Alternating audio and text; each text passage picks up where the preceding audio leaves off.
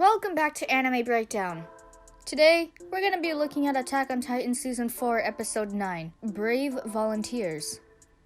The show decided to take a much-deserved break after the fast-paced and action-packed episodes of the last 4 to 5 weeks. After facing countless casualties and the death of Sasha, Brave Volunteers was built around Armin, reflecting on his and the Scouts' journey over the past 3 years, leading up to the declaration of war onto the Marleyans in the earlier episodes. The episode began 3 years before the events at Marley, with the Marleyans entering Paradis Islands with their flocks of ships, only to be welcomed by the Attack Titan, Eren. Eren, in his Attack Titan form, squats down and lifts up a whole big-ass Marleyan ship on his own. This man's leg day hits harder than Levi's foot. This moment was a beautiful callback to Season 3's episode, That Day, when ex-Attack Titan Eren Kruger lifted up and destroyed a Marley ship in a single snap. Then, we get a look into these two soldiers who we knew had turned their back on Marley. The soldier with the fake douchebag who dates Miner's beard was the same woman from episode 4, who Peak was suspicious of after a flock of ships returned back from Paradise Island. The other soldier was shown on episode 8 as the pilot who flew in the plane with Hanji to rescue the soldiers after the assault on Marley. They told Hanji and Levi that their reason for betraying the Marleyans was not just to save their own bacon, but it was in fact the plan of their commander, Zeke, aka Mr. Beast Titan. That's right.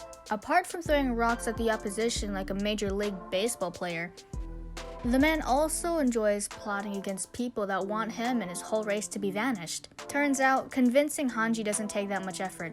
All you gotta do is name drop a couple of automatic and aerial weapons and she's turned on like all the Attack on Titan fangirls whenever they see Captain Levi on screen. I don't blame them though, that man is pretty. Screw the beach episode, this guy's immaculate.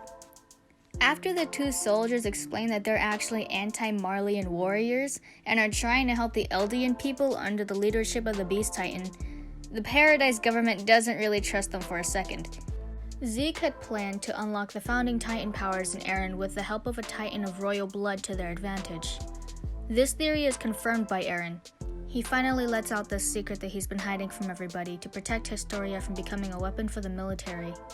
The power of the Founding Titan only works when coming into contact with a Titan of royal blood.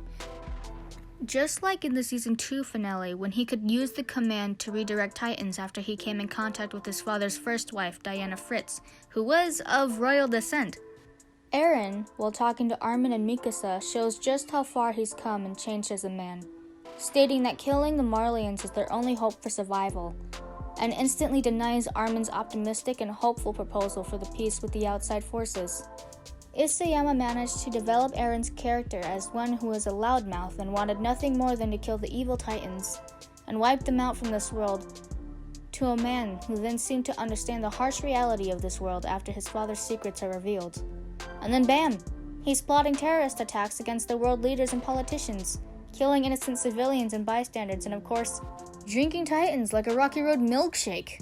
With this cold, evil villain-like persona, justifying his actions with good intentions, Eren really seems to be embodying a younger and hot Thanos. We're obviously joking. All jokes aside, one of the best sequences of this week's episode was the aftermath of Sasha's death, and the reaction of one of the Marleyan soldiers who was working as a cook on Paradise Island.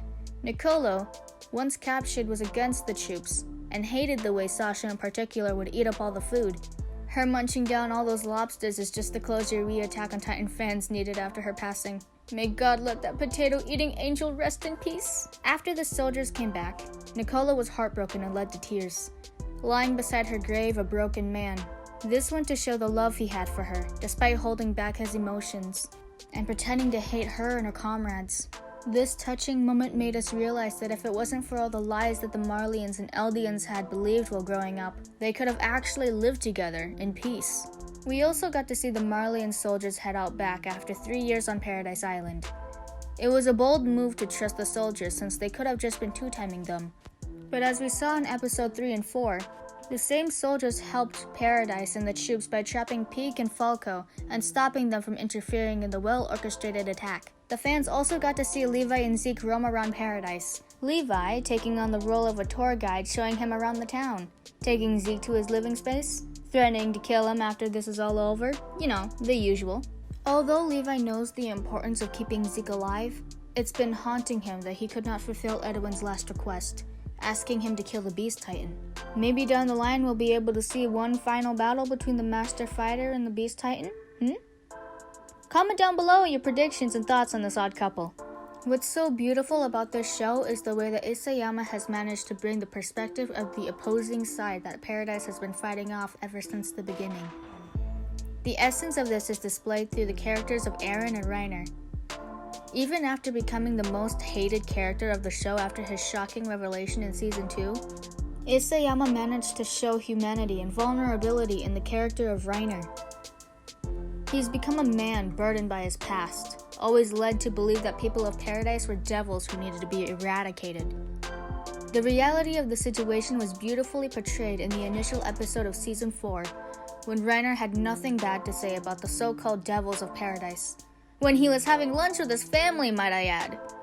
On the other hand, we're experiencing the growth of Eren and his comrades in a surprisingly shocking way, slowly becoming the very thing they swore to fight against in Season 1.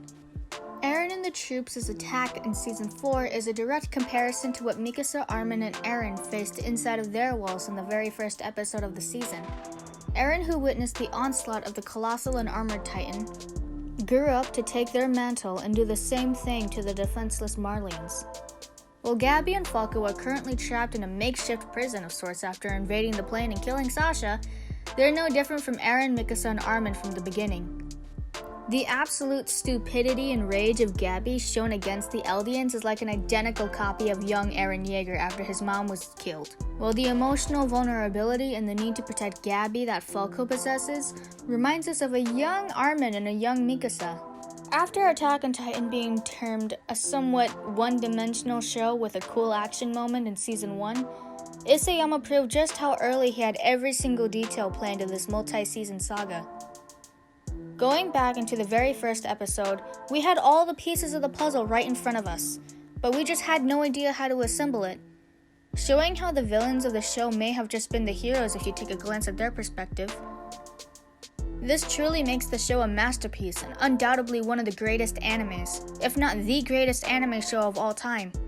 While this episode is meant to be a breather, why is it that Armin was reflecting his thoughts to just himself in a crystallized Annie?